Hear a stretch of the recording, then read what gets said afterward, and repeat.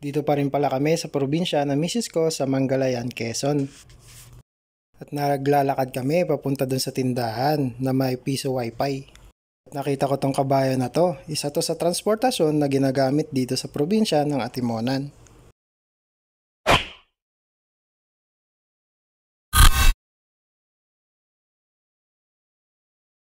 Pansin nyo ba habang naglalakad kami, hindi pa sementado yung karsada. Dahil ito ay medyo malayo sa parte ng bayan. Pero kasya naman ang mga sasakyan dito. Ang problema lang pag nagkasalubong sila, kailangan gumilid ng mabuti yung isang sasakyan.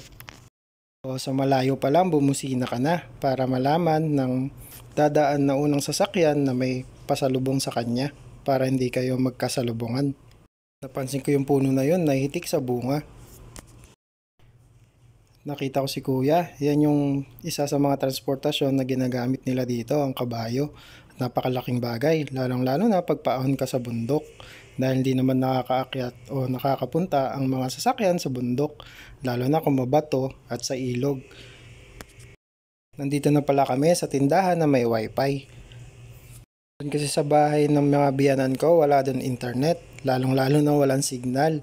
Kahit ang mga SIM card na dito o TM o global, literal na probinsya talaga na mahihiwalay ka sa mundo ng online. Pero kailangan kasi natin ng internet sa panahon ngayon, kailangan natin makasabay, lalong-lalo na pag may trabaho tayo. Talagang kailangan ng internet.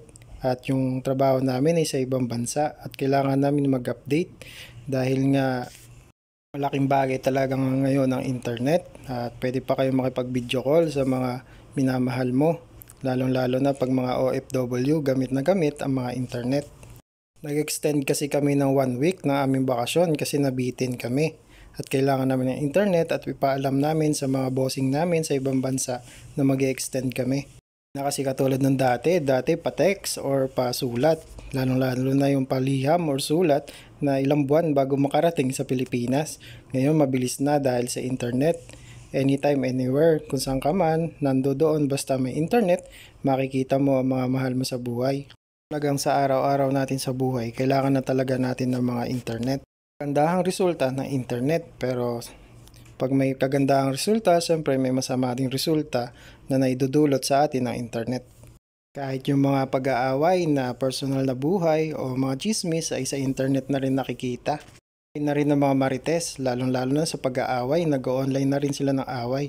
Imbes na sarilihin na lang nila, sinishare pa nila sa iba, kaya nakikisawsaw ang mga marites. Masama rin resulta sa mga anak natin na gumagamit ng cellphone habang bata pa lamang. Pwedeng lumabo ang mga mata nila or may mga bagay na hindi dapat nila mapanood sa online na napapanood nila. Pati yung mga masiselan na palabas ay napapanood na ng mga kabataan ngayon. Kaya ingat na ingat ako sa anak ko na hindi ko siya masyadong pinapagamit ng cellphone. Gusto na ayaw ko ang internet.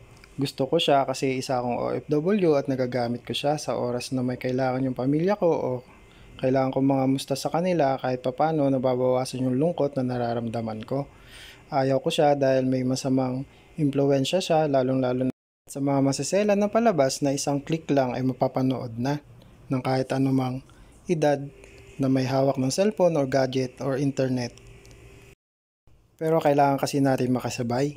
Kaya ang internet ay may masama at mabuting dulot. Parang sa buhay lang yan, piliin mo lang lagi ang ikakabuti ng iyong pamilya or ang pagiging mabuting tao.